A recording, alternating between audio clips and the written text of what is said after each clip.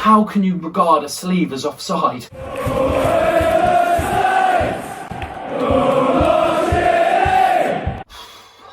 That is the toughest loss I think we're going to have to deal with this season. Where to begin? I mean, I thought the team lineup that started the game was good. I predicted Diallo at the right, and well, I didn't predict. I said I'd like to see him there, and he's there. Obviously, that changed 10 minutes into the game. James Ward-Prowse went there, was probably the most correct decision to go with, the most sensible one. But we need to talk about a lot that happened in this game. I don't know what's happened. I think there's a confidence issue within the club. I feel like, you know, we haven't been able to score in a long time, and we've been really unlucky. And saying unlucky is just a massive understatement. The first half was a really tiring watch. I imagine the players at this point having to play a game every 3-4 days is starting to get to them a little bit. They're coming out and they haven't got the same sort of energy that they have in the last few games. You see they're quite quick on the turn, and they're very, you know, they've got a lot of pace and a lot of energy, and they really put the opposition to the sword for the first 20 minutes or so, and that's when you want to get as many goals as possible. And we've done it before. We did it at United. We went 2-0 up, and we did it at Aston Villa again in the previous fixture.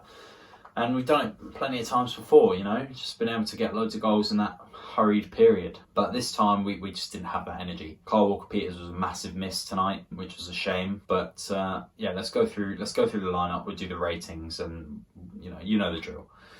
McCarthy in goal. I mean, he made some good stops early on. Couldn't save that header.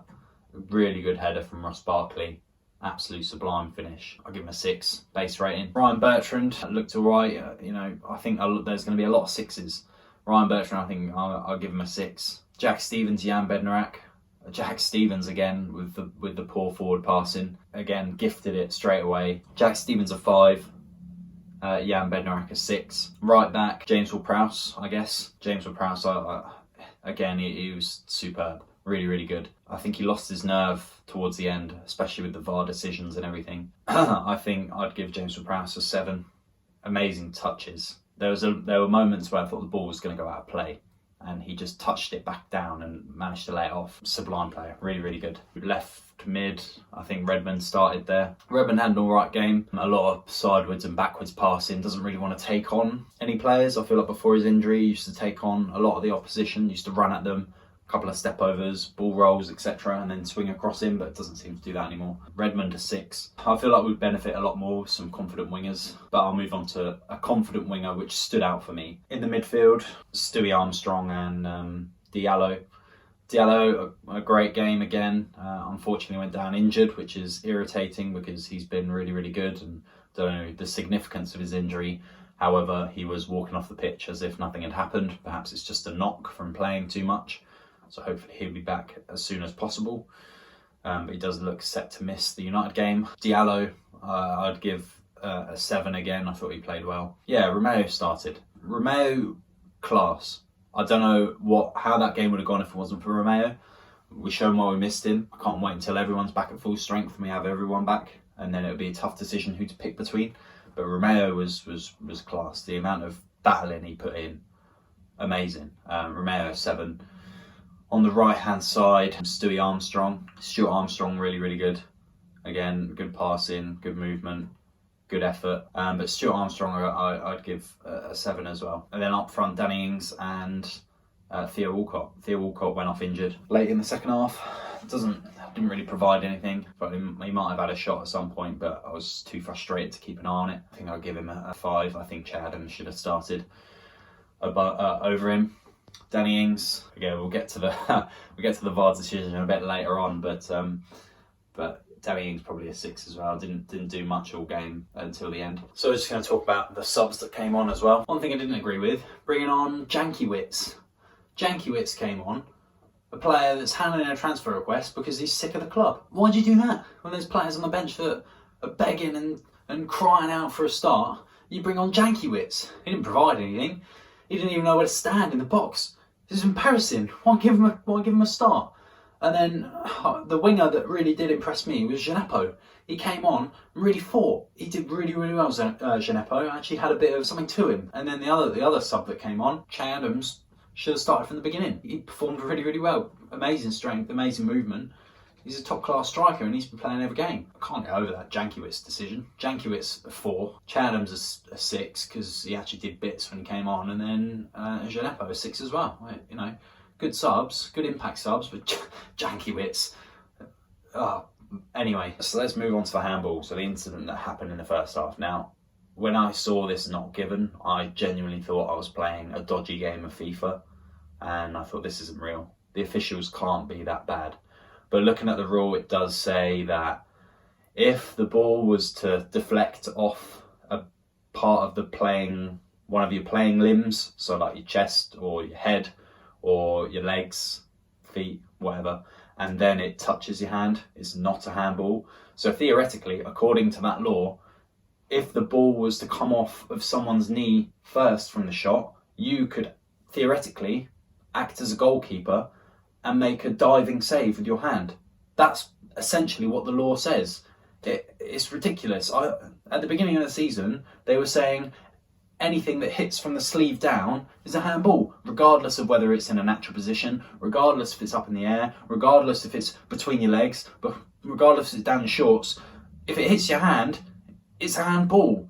And the amount of times that the referees or VAR have turned around and gone, oh, you know what, actually, we're going to second guess our rules that we put in place at the beginning of the season. Because I don't know if you know this, but at the beginning of every Premier League season, all the refs and all the managers and everyone that represents the team all come together, have a big meeting and go, this is how we're going to play the league this season. These are the rules that we're going to have. And they mentioned this. They said, if anything touches the hand in the box, it's a penalty, right? Because you've indirectly affected play by the ball touching a non-playing limb, right? So the ball's come in, it may or may not have touched its thigh first, but regardless, it didn't impact the flight of the ball. The ball was still on target after it hit his knee, and it's hit his hand and gone out for a corner. So I'm honestly baffled by the fact that that is not a handball. That, in everyone's playbook, is a handball, and I'm honestly I'm lost for words at the fact that the officials could be so dumbfounded and so disregarding of their own rules that they put in place. It's I can't find the words to describe. I was so angry last night. I was going to do an initial reaction straight after the game, but 1, it was late, and 2, I needed to calm down because I was just fuming. So at that point, it would have been 1-0 to us after that. You might not have scored the penalty. Emilio Martinez had a top-class game. He stopped everything. And again, it's like they were playing a dodgy game of FIFA. You know, the opposition's goalkeeper saves everything you put at him.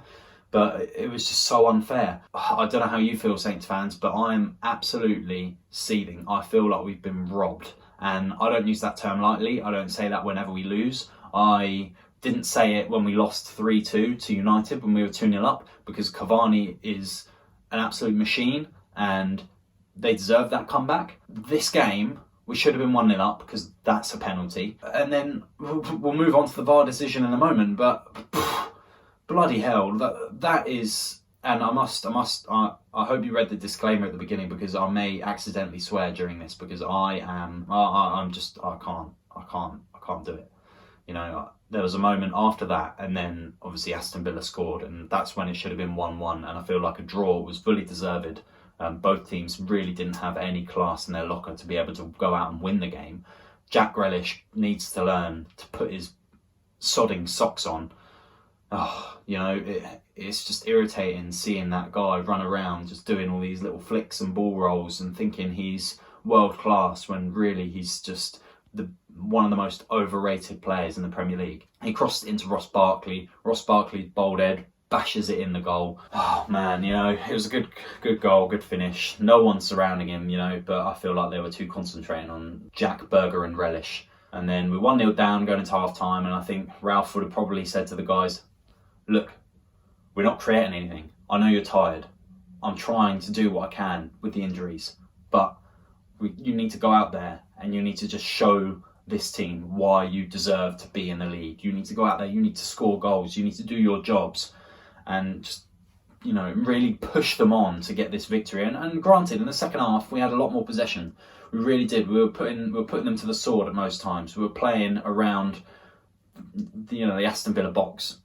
We'd set up camp there, essentially, and we were just pinging balls in, taking shots, deflecting. Oh my days. And the Southampton players need to learn how to shoot. I'm tired of seeing a goal scoring chance and Theo Walcott or Nathan Redmond being on the end of it and blasting it into Rose Ed. It's so irritating. They are professional footballers and they can't put the ball in the goal, which is the aim of the game that they're paid to play. And it's just so infuriating. Every time Redmond did it, Theo Walcott did it, Oriol Romeo, that was the most amazing one. The ball's come to him on the edge of the box, he's inside the box and he's hit it and it's gone out of St Mary's, it's gone into the street, it's gone near West Quay, it's hit some poor homeless man on the noggin. It's just so difficult to watch sometimes, I'm sure most teams feel like this. Most fans feel like this when their team really can't score. I can name a few teams, but I'm not going to. But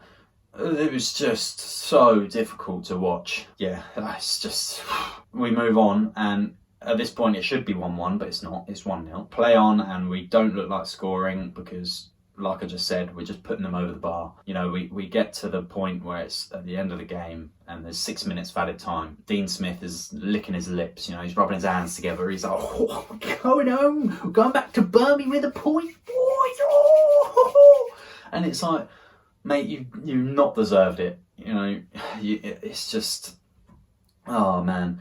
And then right at the end, we get a chance, the only possible goal scoring chance, and it's come in, and Danny Ings has stabbed it home, and everyone's celebrating, and I'm celebrating. I got off my sofa and I was waving my scarf around, celebrating. I was throwing up in the air. I was slagging Danny Ings off in the first half, and then this part I'm singing his praises, and that's the life of a football fan. I'm going around, I'm swinging my scarf, and I look down at my phone that I'm watching the game on, and I go, and I see the linesman's raised his flag. And I'm like, sat there like, no way. How come? How does this happen to us? Why? That was my question. And I was just stunned. I was there, I was frozen with scarf in air. Just looking at my phone in despair. Like, I didn't want to watch football or follow football anymore. I was like, you got the handball decision wrong. You cannot have seen this with your own eye. I'm looking at the human linesman sat there with his stupid flag in the air, and then we look at the VAR replay, and there is millimetres in it. His black sleeve was offside, right? How on earth does a human linesman standing 25 feet away identify that his sleeve is offside? Non-playing limbs don't count. And this linesman clearly didn't know that, saw Danny Ings' arm offside, because Danny Ings is calling for the ball. He's put his arm out and he's gone, oh look, I'm here. I don't know if it was Bertrand or Che that had the ball, but he was like, pass me the ball like this. And he's got the ball and he's slotted it in, and it's like, the ref's gone, oh, his arm was offside. It's like, read the rule book, you pleb. That does not count as offside. And they look at VAR, they look at FLAR, and imagine if Matty Cash's arse was just a little bit too big, then it would have been onside. That's how much there was on it. If Matty Cash had had a Mackey's 2 nights before the game, we would have come away with a point. That's how ridiculous this decision was, right? I'll put it up on screen, because I'm sure you want to see. I'm sure you've seen it already. But Christ, it was just his armband. All strikers should be going into the next game like this, just wearing a vest top with a Saints badge on it, like this, and going, come on, let's score some goals. How can you regard a sleeve as offside? How? It is just baffling. And then how does... yeah. I mean, everyone was shaking their head at that. I've looked. I don't go on Facebook anymore, but I looked at the Saints groups last night. Everyone's feeling the same. Loads of fans of other teams going, how have Saints been robbed out of that, and that the officials need to be investigated. I feel like Lee Mason needs to be investigated. I feel like the VAR officials controlling those decisions, sat in their little black room with their screens, need to be investigated, because that was unbelievably scripted. That is so poor. At this point, I'm going to cue the Charlie Austin rant, because it fits perfectly with this. You know, VAR needs to be completely computer operated. There needs to be no human interaction with the decision making at all for anything. It all needs to be computerized. Anything past the torso is not offside. If there's a toe and there's a millimeter in the toe, it will see it and it will go, yeah, technically he's offside. But what shoe size is he? Is he an 8 and his boot size is a 10? Then we'll take that into account. You know, and it's just, you can't have humans involved with this decision making. I know you can say, oh, it's worked for years. Oh, we've never had a problem with it. But we've never had VAR be such a problem in the game. And this has caused so many problems for so many other teams.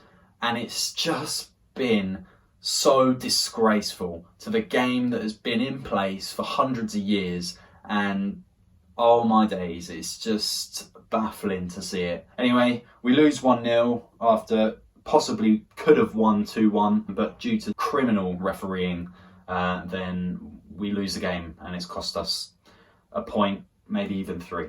But we move on to the next game, which is Man United away. And, you know, we've lost a lot of players. I'll do a review for it, but boy oh boy, do I want to see some good results coming out of Southampton as of late.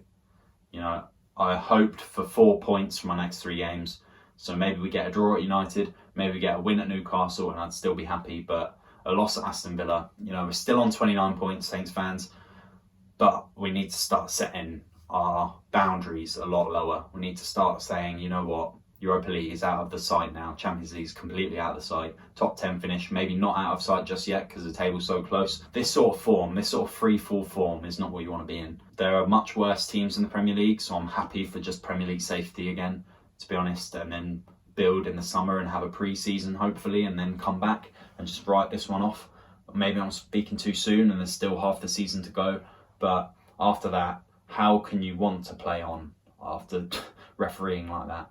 Honestly, but anyway, it's just one you got to take on the chin, a big L, and I'm sure there's not a lot of negatives actually to come away from that. What more could the team done? But yeah, we go into the next game, Man United next. Let me know your thoughts down below, Saints fans. And this has been Cammy Saint.